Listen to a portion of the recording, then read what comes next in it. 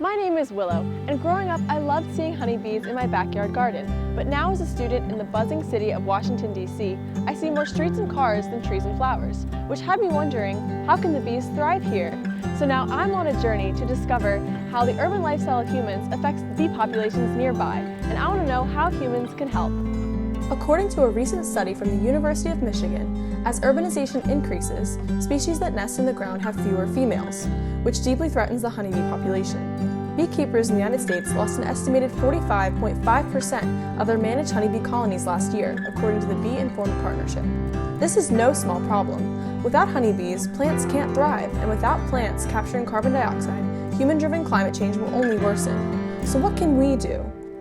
To find out, I took a trip to the George Washington University Honeybee Lab, where I met my friend Allison Cameron, the senior researcher of the program. I was surprised to learn that in the hottest months of the year, there are up to 600,000 bees buzzing at the apiary.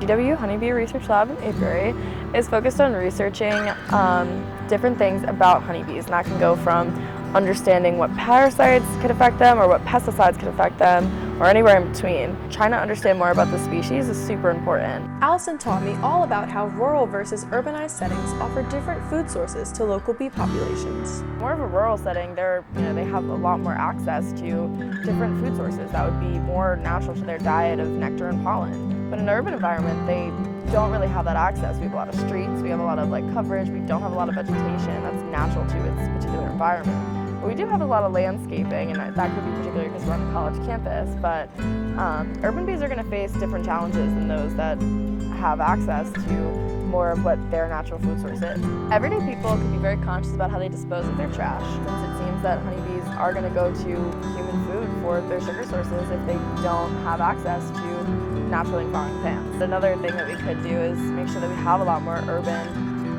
garden spaces. So to answer my question, what can we do to help the bees? We can start by disposing our trash properly, especially in trash cans with lids. We can also help by planting flowers or starting a little garden of our own. So let's get buzzing!